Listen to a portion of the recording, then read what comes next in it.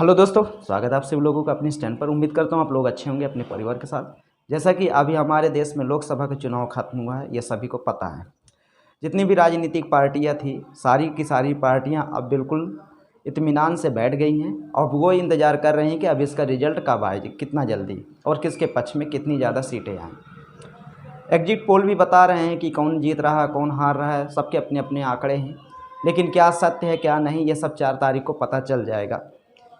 543 सीटों पे चुनाव हुए हैं। 2 सीटों पर चुनाव नहीं होते, वो राष्ट्रपति, आंग्ल भारतीय, मतलब वैसे विदेशी बच्चे जिनके पिता यूरोपीय हों और माता भारतीय हों, उनको दी जाती है। खैर वो अलग बात है। 543 सीटों में से आज हम एक सीट को कवर करेंगे, वाराणसी लोकसभा सीट को। वाराणसी लोकसभा सीट में वैसे तो बहुत सारे प्रत्याशी अपनी किस्मत आजमा रहे थे, लेकिन मेन चुनाव 2 ही प्रत्याशियों में है। एक ये अजय राय हैं, वाराणसी के ही रहने वाले हैं, और दूसरे हमारे देश के प्रधानमंत्री नरेंद्र मोदी जी। अजय राय को कांग्रेस और गठबंधन की सरकार ने मिलकर खड़ा किए थे, और इनके तो आपको सभी को पता है कि बीजेपी ही। अब आज का हमारा जो मेन टॉपिक है वो है कि क्या नरेंद्र मोदी जीतेंगे या फिर अजय राय जीतेंगे। देखिए, वाराणसी लोकसभा की सीट में भूमिहार, ब्राह्मण और जायसवाल, इन वोटों की संख्या ज़्यादा है, जिनमें से 1997 से लेकर के आप ये समझ लीजिए कि अभी तक वर्तमान में बीजेपी का ही कब्जा था। बीच में 2004 में जब लोकसभा के चुनाव हुए थे तो वाराणसी लोकसभा में कांग्रेस ने अपना दबदबा बना लिया था। उसके बाद कोई भी राजनीतिक पार्टी वाराणसी लोकसभा सीट में अपना दबदबा नहीं बना पाई। दूसरी बात, नरेंद्र मोदी 2 पंचवर्षीय से वाराणसी के सांसद रह चुके हैं, तीसरी पंचवर्षीय फिर वहीं से चुनाव लड़ रहे हैं। और अगर बात करें इनके अजय राय की, तो अजय राय अभी तक आप ये समझिए कि केवल ये विधायक थे।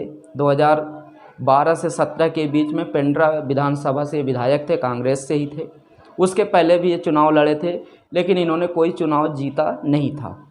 उसके बाद कांग्रेस ने इनको 2019 में अपना उम्मीदवार घोषित किया, और 2019 में जब कांग्रेस ने इनको अपना उम्मीदवार, तो इनकी जो पोजीशन थी वो तीसरे नंबर पर थी। दूसरे नंबर पर पोजीशन सपा की थी, और प्रथम में आपको पता ही है क्योंकि ये वहीं से जीत कर आए थे। और बताया जाता है कि इस समय बहुत ही ज़ोर शोर के साथ अजय राय का नाम चल रहा है कि ये नरेंद्र मोदी जी को हरा देंगे। अगर अजय राय नरेंद्र मोदी जी को हरा रहे हैं तो इससे पता चल जाएगा कि देश का जो प्रधानमंत्री है वो अपने क्षेत्र में कितना काम कराया था और कितना काम नहीं कराया था। अगर नरेंद्र मोदी जी वाराणसी में काम कराए होंगे तो निश्चित है कि इस बार वाराणसी की जनता फिर इनको संसद भेजेगी। अगर ये वाराणसी में काम नहीं कराए होंगे तो निश्चित है कि इस बार वाराणसी की जो जनता है वो इनको संसद नहीं भेजेगी। अगर अजय राय की हम बात करें तो अजय राय उतना ज़्यादा पैसे वाले भी नहीं हैं, लेकिन फिर भी यह है कि दबदबा है वाराणसी के अंदर, क्योंकि विधायक एमएलए रह चुके हैं। लेकिन नरेंद्र मोदी जी तो देश में पूरा, आज आप समझ सकते हैं कि सन 2002 से लेकर के 2014 तक ये गुजरात के मुख्यमंत्री थे, या 2014 से 2024 तक ये भारत के प्रधानमंत्री थे। तो कहीं ना कहीं देखा जाए नरेंद्र मोदी के सामने अजय राय किसी भी मामले में नहीं टिक रहे हैं। और वाराणसी लोकसभा की जो सीट है कहीं ना कहीं नरेंद्र मोदी के पास ही जा रही है, और ऐसा एग्जिट पोल भी बता रहा है। और अगर ऐसा हुआ तो इसका मतलब है कि नरेंद्र मोदी वाराणसी में काम कराए थे। अगर ये लोग कह रहे हैं कि वाराणसी में काम नहीं कराया गया तो फिर हार जाएंगे। अगर काम कराए थे तो जीतेंगे, क्योंकि काम की ही पूजा है। कोई भी विधानसभा का हो या लोकसभा का हो या क्षेत्र का कोई भी चुनाव हो, अगर वो प्रत्याशी काम कराया है तो वो वोट पाएगा। अगर वो प्रत्याशी काम नहीं कराया है तो वो वोट नहीं पाएगा, चाहे वो सर पटक दे।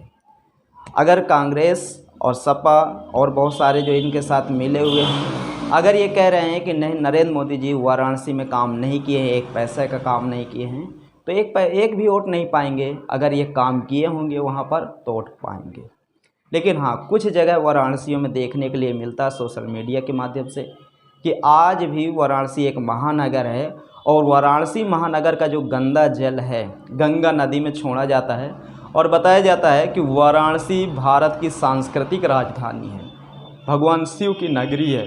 कहीं ना कहीं देखा जाए वर्ल्ड लेवल में वाराणसी का बहुत बड़ा नाम है। लेकिन अगर वाराणसी का गंदा जल अगर गंगा नदी में छोड़ा जा रहा है तो ये प्रधानमंत्री जी के लिए बहुत ही सोचनीय विषय है, क्योंकि आप वहाँ के सांसद थे और आगे हो सकता है कि आप वहाँ सांसद रहेंगे।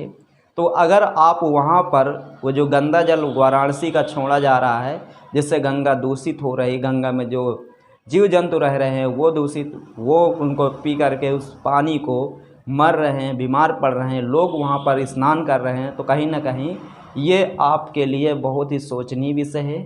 अगर आप तीसरी बार वाराणसी विधान लोकसभा से सांसद बनते हैं तो सबसे पहले वो जो गंदा जल है उसका फिल्टर करने का प्रयास करिए, ताकि गंगा में शुद्ध जल जाए, अशुद्ध जल ना जाए, क्योंकि वाराणसी के पास गंगा नदी का बहुत ही ज़्यादा महत्व है, क्योंकि वहाँ पर गंगा नदी उत्तर वाहिनी है। तो दोस्तों आपकी क्या राय है? क्या अजय राय ये चुनाव निकाल पाएंगे या नरेंद्र मोदी? कमेंट करके ज़रूर बताना। धन्यवाद।